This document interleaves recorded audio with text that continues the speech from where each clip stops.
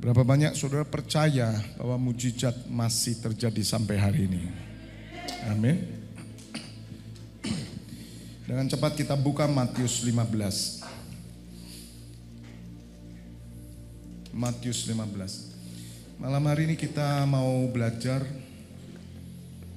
bagaimana kita memiliki iman yang sempurna, dan sebagai orang Kristen yang hidup di zaman akhir ini, kita bisa membuat hati Tuhan tergerak dalam hidup kita dan Allah senantiasa berkenan. Matius 15 ayat 21, perempuan Kanaan yang percaya. Lalu Tuhan Yesus pergi dari situ dan menyingkir ke daerah Tirus dan Sidon. Maka datanglah seorang perempuan Kanaan dari daerah itu dan berseru, "Kasihanilah aku ya Tuhan, anak Daud. Karena anakku perempuan kerasukan setan dan sangat menderita." Garis bawahi, kasihanilah aku. Ya, ini sikap hati di hadapan Tuhan. Malam hari ini kita belajar dengan tema miliki sikap yang benar, itu aja. Supaya kita ini bisa menyenangkan hati Tuhan dengan sikap hati kita. Penting sekali Bapak Ibu Saudara, sikap hati itu sangat diperhitungkan oleh Tuhan. Kasihanilah aku ya Tuhan, anak Daud, karena anakku perempuan kerasukan setan dan sangat menderita. Tetapi Tuhan Yesus sama sekali tidak menjawabnya. Maka itu kenapa Bapak Ibu Saudara tadi saya katakan, sampaikan kerinduan saudara di hadapan Tuhan. Saya hanya minta urapan Tuhan, belas kasihan Tuhan turun. Apa yang jadi isi hati saudara? Nah, ini semua nanti dilihat dari sikap hati saudara. Bagaimana hidup saudara, sikap hati, dan saya percaya Tuhan selalu menjawab bagi orang-orang yang merendahkan diri di hadapan Tuhan dan memiliki sikap hati yang benar di hadapan Tuhan. Bukan sekedar percaya, bukan sekedar orang Kristen, bukan sekedar minta mujizat. Saudara, mujizat itu terjadi karena Tuhan mau, bukan kita yang mau. Tetapi Tuhan Yesus sama sekali tidak menjawabnya. Lalu murid-muridnya datang dan meminta kepadanya, suruhlah ia pergi. Ia mengikuti kita dengan berteriak-teriak. Ya, Bapak Ibu Saudara, saya percaya ini ibu ini berteriak-teriak karena memohon belas kasihan. Mungkin kita tidak perlu berteriak-teriak di jalan, tapi bagaimana hidup kita itu bisa menggedor pintu surga. Saudara bisa mengerti enggak? Hidupmu bisa buka pintu surga. Bukan hanya perkataan kita, saudara, hidup kita. Orang yang hidupnya takut Tuhan, menghormati Tuhan, itu orang gedor pintu surga, saudara. Maka itu Tuhan itu memilih orang-orang yang diurapi. Siapa orang-orang yang diurapi? Tidak sembarang orang. Harus orang-orang yang punya sikap hati yang benar. Bukan pinternya kita mengerti Alkitab, hafal ayat-ayat membuka pintu surga. Surga tidak terbuka. Tapi hidup orang yang benar di hadapan Tuhan, itu membuat surga pintunya selalu terbuka, saudara. Sangat penting sikap hati, karena sikap hati akan menentukan sikap hidup saudara. Jagalah hatimu dengan segala kewaspadaan, karena dari situlah terpancar kehidupan. Saudara punya hati, amin. Saudara punya hati, hati jaga loh saudara. Jaga sendiri hatimu. Jangan hatimu direbut orang lain dong. Meskipun saudara punya kekasih hati, belahan jiwa, tapi hatimu harus kau jaga. Karena orang yang sudah menikah, itu dulunya kan hatinya direbut oleh orang lain toh. Hatinya sudah diambil. Sehingga mereka jatuh cinta. Hatinya dicuri. Siapa yang mencuri hatimu, nak? Kenapa kamu sekarang banyak senyum? Karena hatimu kecolongan ya. Tapi saudara setelah menikah, saudara harus jaga hati. Jangan pernah hatimu diambil orang lain, siapapun yang disebut manusia. Termasuk pemimpin rohanimu. Dia tidak berhak mengambil hatimu. Sebab hatimu hanya dimiliki oleh Yeshua HaMashiach, Yesus Kristus Tuhan. Tidak satu orang pun yang bisa mengambil. Dan engkau yang harus menjaga hatimu. Jangan biarkan hatimu dijajah oleh siapapun. Karena segala sesuatu kehidupan terpancar dari hati. Katakan amin. Mesti dijaga benar loh saudara. Makanya kita ini kalau pergi selalu orang tua kita berkata, nak apa? Hati-hati. Kenapa kok enggak tangan-tangan? Nah, sikut-sikut ya. Kenapa kok hati-hati? Bahasa Indonesia itu luar biasa. Kalau bahasa Inggris kan be careful. Gitu, be watch. Indonesia memang luar biasa. Jadi ada orang berkata, wah bahasa Indonesia ini kurang pak. Oh tidak. Kadang ada bahasa Indonesia yang tepat seperti hati-hati. Hati-hati di jalan nak ya, hati-hati kerja ya, hati-hati. Karena apa? Hatimu yang dijaga. Bukan mobilmu yang dijaga. Bukan sepeda motormu yang dijaga. Bukan dompetmu yang dijaga.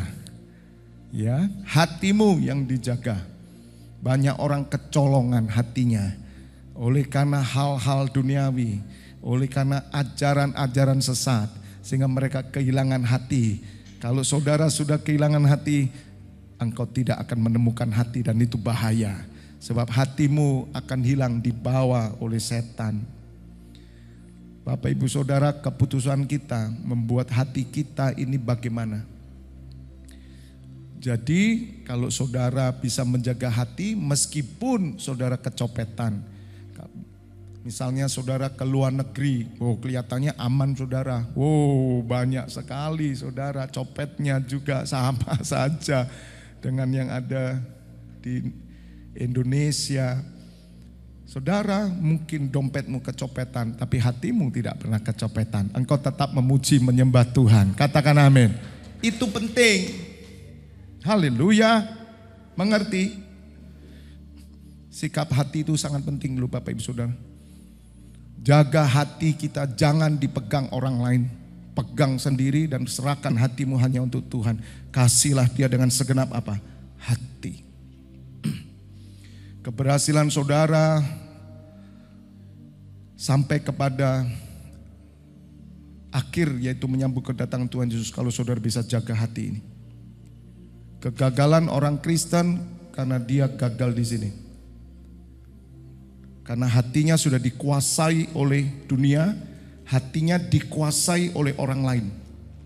Siapapun itu, manusia apapun di bumi ini. Dan banyak orang, dia sudah dikontrol hatinya. Terpancar kehidupan itu sampai kehidupan kekal. Jaga dengan kewaspadaan. Katakan amin. Visi 2033, kita perlu hati-hati.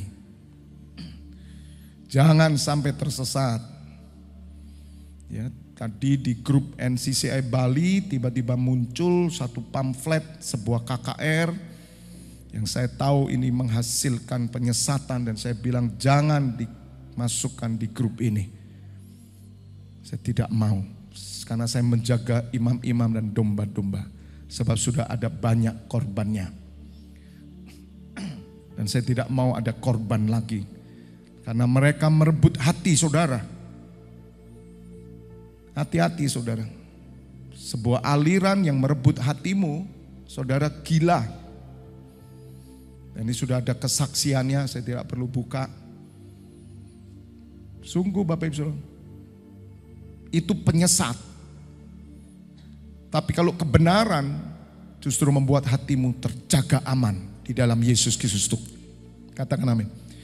Tapi kalau pemimpinmu ngambil hatimu, gila kamu saudara, fanatik sudah. Dan itu yang terjadi, saudara disuruh bom bunuh diri, Anda akan ngebom. Kelihatannya benar, tapi tidak benar. Hari ini ilalang dan gandum sengaja dibiarkan tumbuh oleh Tuhan Yesus. Jangan dicabut, biarin tumbuh. Ini perlombaan saudara.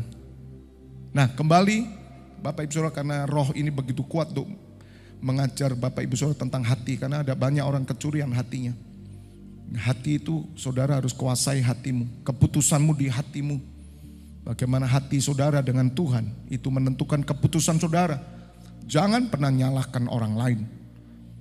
Jangan pernah nyalahkan penyesat. Karena dia memang kerjanya menyesatkan. Jangan saudara salahkan setan. Dari dulu setan yang menipu. Nah, saudara tidak bisa, Tuhan gara-gara setan penipu. Setan berkata, dia memang aku penipu. Kok mau kamu ditipu? Yang salah siapa? Yang nipu apa yang ditipu? Yang ditipu. Yang menipu yang memang kerjanya menipu. Makanya bapa segala dusta itu adalah iblis. Dan ketika Tuhan Yesus melihat orang Farisi, ahli Taurat, orang yang munafik dan suka berdusta, dia katakan bapakmu iblis. Karena dari mulanya iblis berdusta. Makanya hati-hati saudara, hati ya. Kalau saudara biasa berdusta, saya khawatir ayahmu setan. Jangan tuh saudara. Ya. Perempuan ini berteriak-teriak saudara. Karena perempuan ini memohon belas kasihan. 24. Jawab Tuhan Yesus, aku diutus hanya kepada domba-domba yang hilang dari umat Israel. Jawab Tuhan Yesus, aku diutus hanya kepada domba-domba yang hilang dari umat Israel. 25. Tetapi perempuan itu apa saudara? Mendekat. Lihat saudara, ini loh yang Tuhan cari hari ini. Imam itu yang saya jelaskan di pengajaran. Imam yang mengerti bahwa semua manusia berdosa sehingga dia berdiri untuk menggenapi semua hukum Taurat itu dalam hidupnya. Sebagaimana Tuhan Yesus mengambil rupa manusia, dia dicobai tapi dia tidak berdosa. Makanya dia berdiri sebagai imam yang mengerti kelemahan. Perempuan ini tidak mudah menyerah saudara.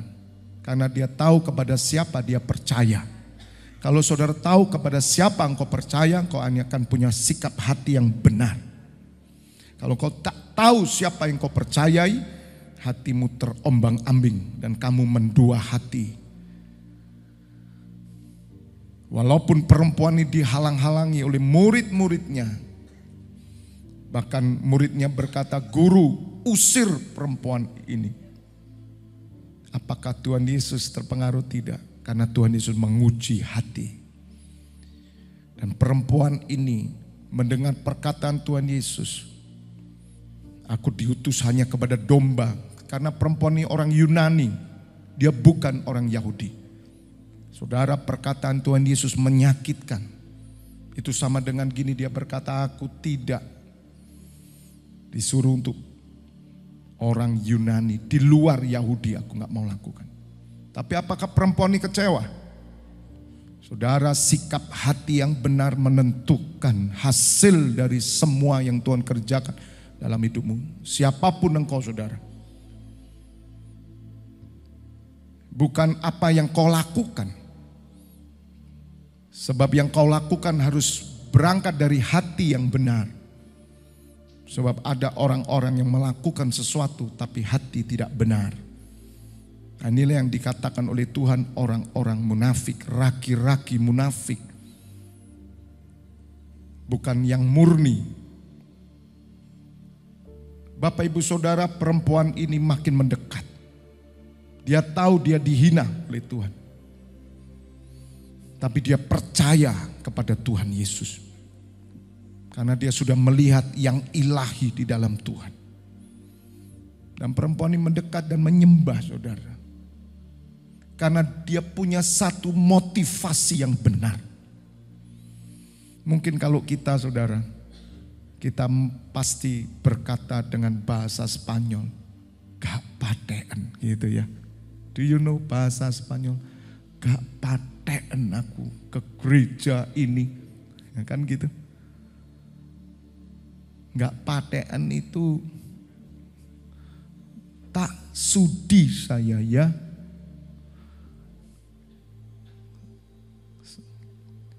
Bapak ibu saudara, hati-hati dengan harga dirimu, saya kasih tahu.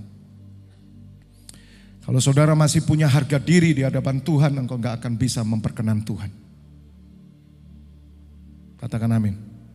Sekali lagi, kalau kamu masih punya harga diri di hadapan Tuhan, kamu gak bisa memperkenan Tuhan. Di hadapan Tuhan harga dirimu habis. Saudara jangan pernah berkata siapa dirimu di hadapan Tuhan. Kau gak punya harga diri saudara. Semakin orang mengenal Tuhan, harga dirinya semakin dikikis habis. Saya rindu setiap imam yang ada di tempat ini, harga dirimu sudah Yesus Kristus. Jangan seperti kucing. Jangan jadi Kristen kucing. Dicek ya, saudara Kristen kucing atau Kristen anjing. Itu yang tersohor, teologia kucing dan teologia anjing. Saudara, kalau engkau masih kucing, cepat berubahlah. Bedanya anjing dengan kucing apa saudara? Kucing itu suka nyakar saudara. Kucing itu cuma cari makan, anjing tidak. Bahkan tuannya mati, meninggal dunia, anjing itu 3 hari tidak makan. Om saya punya anjing pitbull saudara. Boxer, juara terus saudara. Punya mobil 1, pengawal 2, polisi juga. Untuk bawa lomba. Pulang harus juara, gak juara marah om saya. Saudara, om saya sangat sayang. Yang cerita itu cucunya.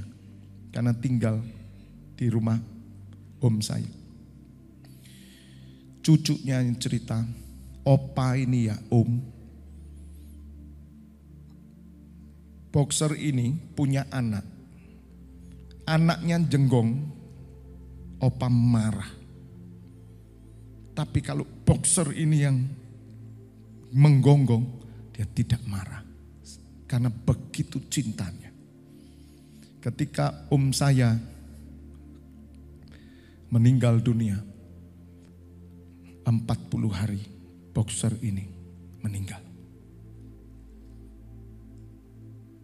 Beda saudara. Nanti saudara akan mengerti sikap hati itu namanya proskuneo. Itu namanya the truth worshiper. Teologi anjing dan teologi kucing. Saudara, kucing kalau ekornya diinjak saudara, dia pasti nyakar tuannya. Anjing tidak saudara. Kalau saudara masih punya harga diri, kau masih punya ekor panjang, dan ekormu perlu dipotong. Di mana Pak potong? Di sini saya potong ekor saudara. Dengan firman Tuhan. Makanya orang yang ibadah di sini pasti sakit hatinya. Dengan firman yang saya sampaikan pasti sakit saudara. Kupingmu mesti panas. Katakan amin. Supaya hilang harga dirimu. Karena kita masih punya roh yang nyakar. Haleluya. Mari kita lihat. Apakah kita masih punya itu? Kalau masih saudara, kikis, habis. Sama seperti Tuhan Yesus mengosongkan diri. Beda sama anjing saudara. Anjing itu setia. Karena anjing tidak pernah melihat berkat. Dia hanya melihat Tuhan. Hatinya hanya kepada Tuhan. Yaitu Yesus Kristus Tuhan. Dan Bapa di surga. Bukan kepada berkat. Orang yang hatinya pada berkat. Iblis sudah pegang hatimu. Satu kali engkau diinjak harga dirimu. Engkau akan nyakar saudara. Aslimu keluar semua. Saudara, mati di dalam Kristus itu realita. Apakah kita masih punya serigala enggak dalam diri kita? Mari kita cek. Sejak saya bertobat, enggak punya saudara serigala itu. Walaupun sometimes itu keluar, tapi saya harus ngelawan. Bukan sesuatu yang baik loh saudara. Kalau masih serigala dan cakarmu masih runcing, iblis itu tahu kamu punya ekor yang panjang. Hari ini kamu dibiarin saudara. Silakan, silakan. Orang masih ngelihat, wow bapak itu, ibu itu, wow indah. Oh belum. Satu hari ekornya saya injak. Dan Tuhan akan pakai setan untuk menginjak ekor saudara. Saudara menentukan sekali loh itu sikap hati kita. Sampai kita benar-benar punya hatinya Tuhan. Dan itu yang kita kejar.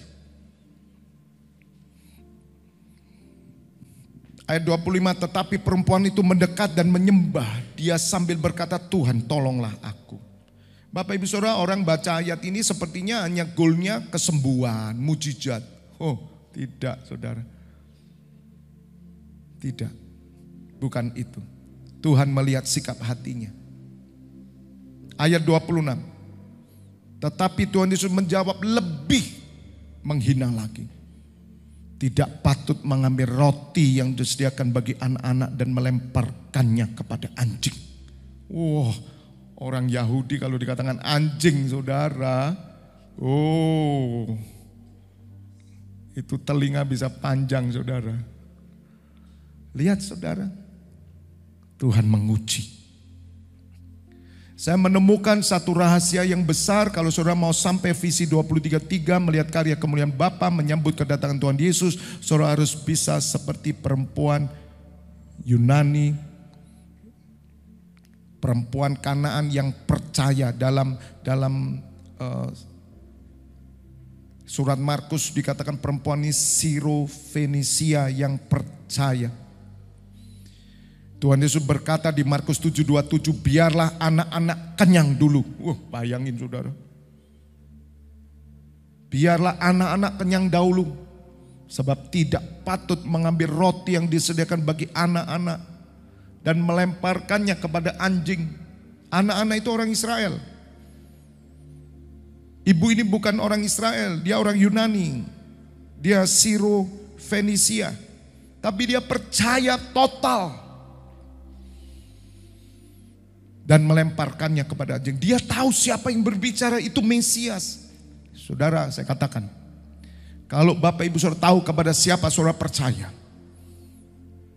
kepada Allah, Yahweh, kepada Yesua, Yesus Kristus, anak Allah, apapun yang dia omong dia, yang masuk telinga kita sakit atau tidak sakit, masuk hati kita sakit atau tidak sakit, kita percaya.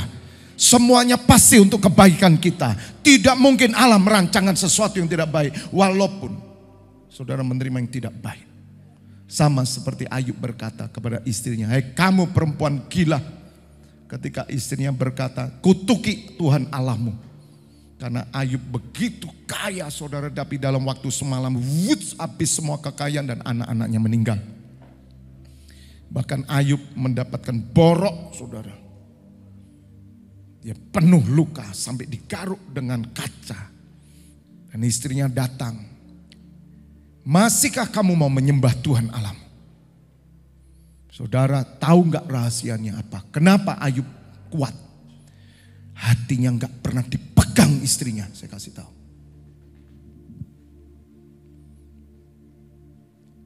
Hatinya dia pegang untuk Allahnya. Malam hari ini kalau kamu tahu hatimu sedang dipegang oleh setan, rebut dia dengan darah Tuhan Yesus.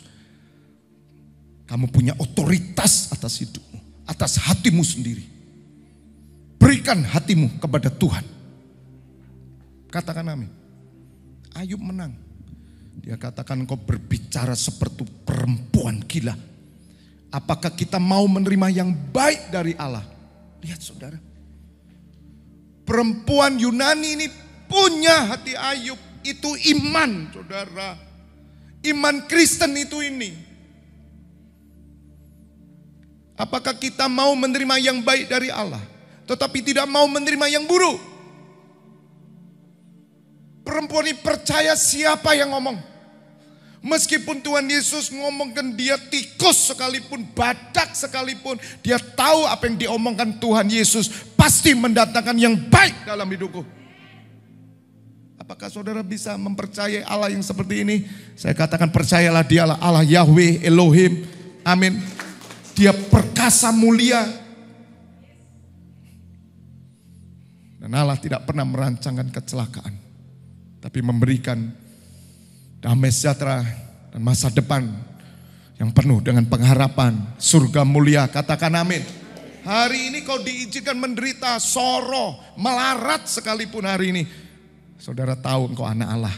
Semua yang terjadi dalam hidupmu sudah diatur dalam kitab kehidupannya. Yang pasti saudara akan mendapat kemuliaan yang kekal. Asal kau bertahan dan menjaga hatimu tetap tertuju kepada Allah. Menyembah rendah hati. Jangan hatimu dikoyak oleh siapapun.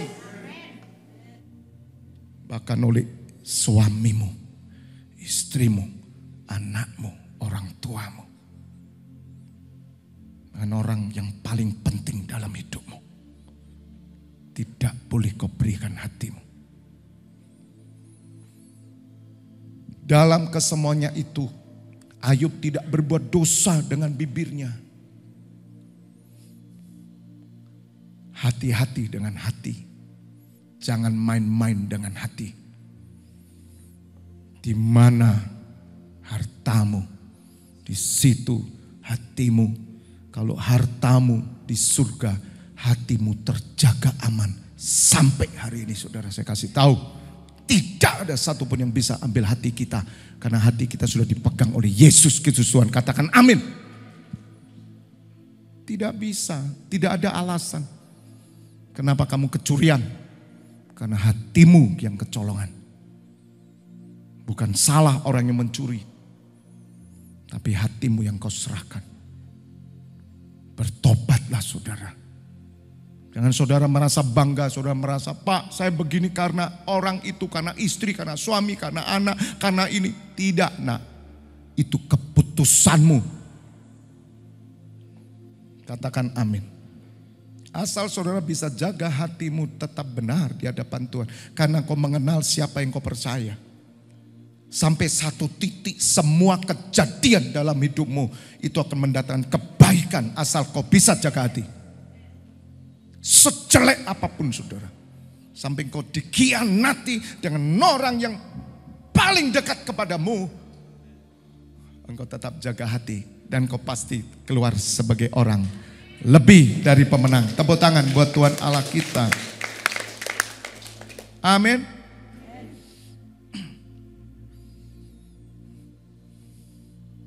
Biarlah anak-anak kenyang dahulu, sebab tidak patut mengambil roti yang disediakan bagi anak-anak dan melemparkannya kepada anjing.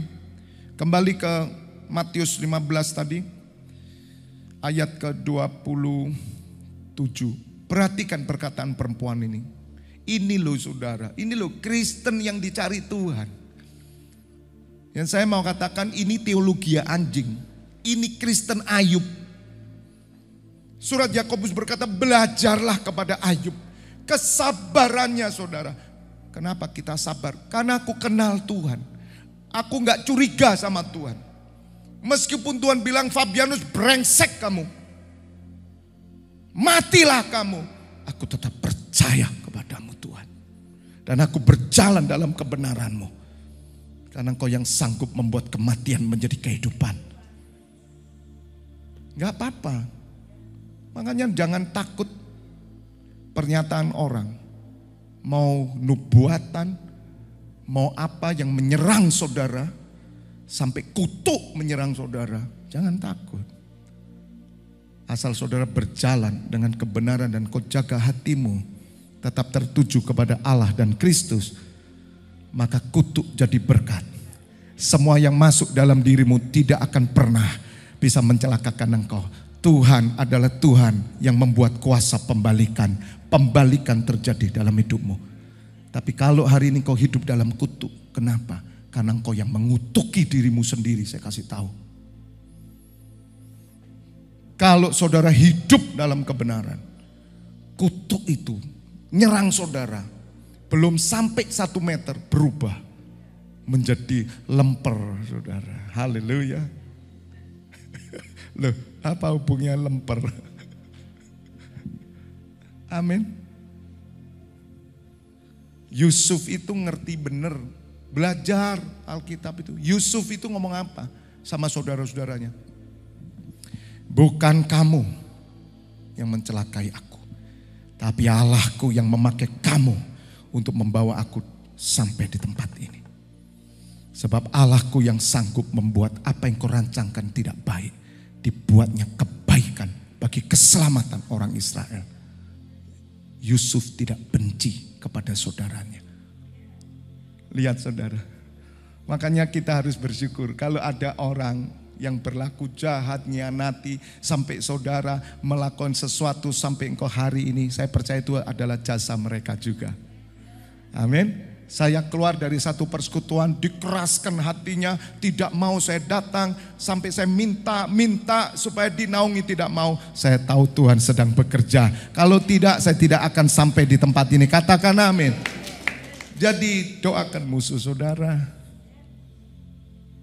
Doakan orang yang memfitnah saudara. Doakan orang yang membenci saudara.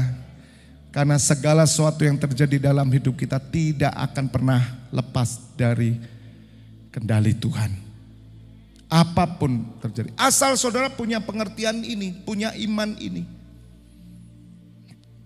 Amin. Itulah Allah yang kita sembah. Jadi miliki sikap hati yang benar. Jangan protes, jangan sungut-sungut, jangan ngomong Tuhan, engkau tidak adil. Saudara, Tuhan tidak suka dengan orang-orang seperti ini. Mengeluh tentang nasibnya. Aduh saudara, orang Kristen mengeluh tentang nasib karena dia tidak kenal Tuhan. Dan rata-rata kita dilatih untuk kita selalu melihat yang baik, yang baik, yang baik, yang baik. Begitu datang yang tidak baik, mulai kita marah, kita protes, tidak ibadah, tidak ke gereja, tidak melayani, tidak berdoa lagi, tidak baca Alkitab. Karena saudara menunggu-nunggu yang baik. Kenapa engkau berjanji tapi kau tidak baik? Saudara, Tuhan, lihat saudara. Kita selalu hanya menerima yang baik, mau yang baik dari Tuhan. Tidak saudara. Bahkan yang buruk pun dari Tuhan itu akan mendatangkan kebaikan. Kenapa saudara? Karena prinsip Tuhan di surat Kejadian. Waktu Tuhan menciptakan semuanya, selalu dia katakan bahwa segalanya ini adalah baik. Dan amat baik. Semuanya baik. Makanya orang pilihan itu hidupnya selalu baik. Makin baik dan tambah baik. Cemerlang di hadapan Tuhan. Katakan amin. Kata perempuan itu benar Tuhan. Lihat saudara ayat 27. Perempuan itu bilang apa? Protes gak sama Tuhan? Dianjing-anjingkan bilang apa? Benar Tuhan.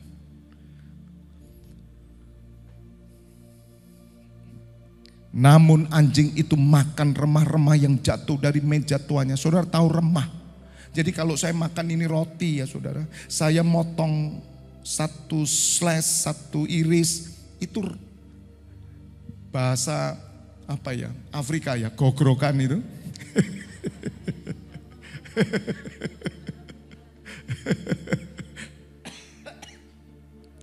Orang Jawa kan enak saudara, gogrokannya itu.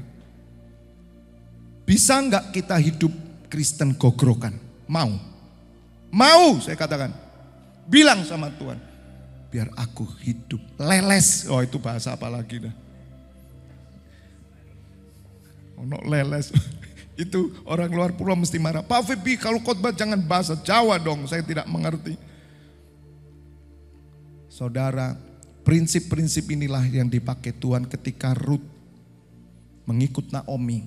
Tuhan memberikan makanan bagi dia itu ketika dia menjadi orang yang ada di belakangnya, yang menuai, misalkan beras itu padinya itu bahasanya itu tercecer itu loh saudara, ya kececeran itu ya saudara, enak bahasa Jawa ya, terserak. Tahu saudara, itu remah-remah. Ada enggak pengajaran Kristen remah-remah? Oh Pak, kalau minta sama Tuhan jangan remah-remah dong Pak. Iyalah ngerti Tuhan gede, tapi kalau Tuhan izinkan. Dan lebih baik saudara berkata, Tuhan beri aku yang remah-remah. Karena itu mendatangkan mujizat. Ruth akhirnya bertemu dengan apa? Boas. Bosnya saudara. Karena dia rendah hati. Dia hanya cukup Tuhan. Cukup kasih karuniamu. Kata Tuhan Yesus, cukuplah Paulus kasih karuniaku bagimu. Justru ketika engkau lemah, maka engkau kuat. Artinya gini loh, Paulus, bukankah aku ini udah cukup bagimu Paulus? Bukan kesembuhan. Karena Paulus mengalami sakit duri dalam daging. Ditengking 3 kali. Saudara, apakah Kristus itu cukup gak bagi kita? Atau kita masih mau Tuhan Yesus plus-plusnya itu loh. Gak usah saudara. Udah katakan sama seperti perempuan ini, Tuhan, memang kami ini anjing makan remah-remah yang jatuh ya, dari meja tuannya. Di surat Markus dikatakan dengan bahasa yang luar biasa, dikatakan di ayat 28 Markus 7 ya. Sebelum saya tutup, tolong pemusik. Benar Tuhan, tetapi anjing yang di bawah meja juga makan remah-remah yang dijatuhkan anak-anak. Loh kalau nggak dijatuhkan, lawang sekarang banyak orang yang remah-remahnya justru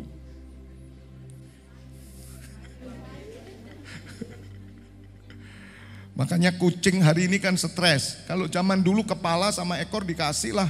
Oh sekarang kepala dipenyet ya saudara. Digoreng kering, kasih tepung. Kucing itu sampai begini. Ya ilah. Ya mbok sisanya dikasih. Loh zaman kita dulu ya. Yo Pak yo. Coba Pak Martin yo. Zaman kita dulu makan kepala kasih. Oh sekarang kepala enak digerus. Sudah habis total. Zaman sekarang tidak ada remah-remah. Haleluya. Tuhan tahu, tidak ada orang kasih remah-remah, tapi roti dari surga akan turun atas hidupmu. Katakan amin. Meskipun engkau makannya sedikit, mungkin nasi sama kecap, tapi kesehatan supranatural dari Tuhan, kekuatan supranatural dari Tuhan. Asal kau datang menyembah, memuji Tuhan, hidupmu diberikan kepada Tuhan. Anjing yang dibawa, tetapi anjing yang dibawa meja juga makan remah-remah yang dijatuhkan anak, dijatuhkan. Jadi kalau nggak dijatuhkan nggak makan dong. Saya tuh waktu ngerenungkan firman ini tadi ketika menyembah, Tuhan aku mau Kristen kayak gini. Kristen yang nggak nuntut apa-apa, remah, ban-ban kamsya. Thank you very much itu loh. Matur nuwun sangat. Tolong Gusti Yesus ojo dibandingkan nanti. Saudara, belumkah cukup Tuhan Yesus? Siapa yang bisa menandingi Tuhan Yesus? Jadilah saya ajarkan dari tempat ini. Kristen yang gak dapat apa-apa, enggak apa-apa. Sebab aku sudah punya Yesus Kristus Tuhan. Rasul Petrus berkata apa? Ketika dia masuk yang namanya gerbang sukacita. Itu ada pengemis 38 tahun lumpuh di depan gerbang bait Allah. Bagaimana mungkin orang di bait Allah dia lumpuh terus? Petrus yang dipenuhi Roh Kudus dia berjalan. Ketika pengemis itu melihat Petrus menginginkan sesuatu, Petrus melihat matanya, dia katakan, emas dan perak tidak aku punya. Tetapi yang aku punya di dalam nama Tuhan Yesus. Bangkit. Kristen kita Kristen apa? Kristen gak usah dapat apa-apa. Gak usah doa, berani kita. Katakan amin. Ora usah wis, gak perlu dapat apa-apa. Tuhan, Engkau cukup bagiku Tuhan. Tepuk tangan buat Tuhan Allah kita.